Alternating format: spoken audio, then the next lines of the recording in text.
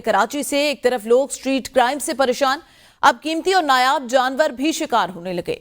शेर के शिकार का जुनून शिकारियों ने केरथर नेशनल पार्क के करीब नायाब चीते का शिकार कर डाला। महकमा वाइल्ड लाइफ के कंजर्वेटिव जावेद मेहर ने सख्त एक्शन ले लिया।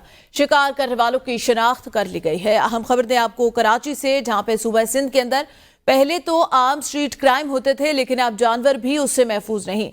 शेर के शिकार का जुनून एक और जो है वो चीते की जान ले चुका है। सिंध में लोगों के कीमती और नायाब जानवर भी अब गैर महफूज हो चुके हैं। थर नेशनल पार्क के अंदर शेर के शिकार के जुनून में नायाब चीते का शिकार कर डाला।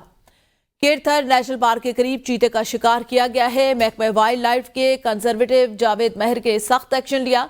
शिकार करने वालों की शिनाख्त कर ली गई है। सिंध में लोगों के कीमती और नायाब जानवर भी अब गैर महफूज हो चुके हैं। शेर के शिकार के जुनून में नायाब चीते का ही शिकार कर दिया गया है। केरथर नेशनल पार्क के करीब चीते का शिकार किया गया। महकमा वाइल्ड लाइफ की जानिब से जबरदस्त एक्शन लिया गया और शिकार करने वाले अफराद की शिनाख्त कर ली गई है।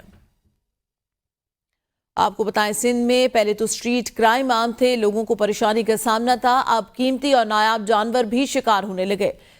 अब्दुल हमीद सोमरो मजीद बताएंगे। जी अब्दुल हमीद सोमरो, बताइएगा। जी, सिंध में एक तरफ तो स्ट्रीट क्राइम से लोग गैर महफूज हैं, अब कीमती नायाब जानवर भी शिकार होने लगे हैं।